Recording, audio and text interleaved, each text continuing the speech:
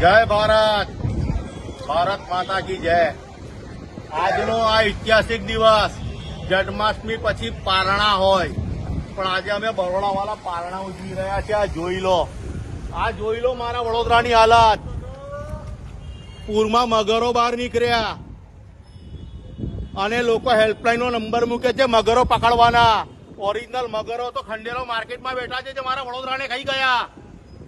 અને આ જ લોકો વડોદરાની ભૌગોલિક જે પરિસ્થિતિ હતી, ચારે બાજુ કોતરોથી ઘેરાયેલી, વડોદરાની મધ્યમાં કોતરો હતી। છેલ્લા 30 વર્ષમાં આ લોકો અમારી કોતરો ખાઈ ગયા, અમારા ગૌચરો ખાઈ ગયા, અમારા કોમન પ્લોટ ખાઈ ગયા, અમારા તળાવો ખાઈ ગયા, બધું ખાઈ ગયા। અને ખાધા પછી આ વડોદરામાં પાણી પૂરના વિસરતા નથી, પાણી બેક આવે છે। અને અમુક ચૂંટાયેલા પાંખો ફોટા પડાઈને વિડીયો ટ્રેક્ટરો લઈને નીકળે છે પોતાના વિડીયો બતાવવા માટે।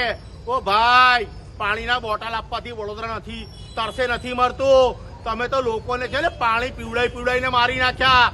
હરણી બોટકામની અંદર મારા 12 બાળકો, મારી બહેનોને તમે ડૂબાડીને પીવડાઈને મારી નાખી। બાકી હતું તો તમે બાળકોને સળગાઈને મારી નાખ્યા। અને તમે તો એટલા નિર્લજ્જ છો।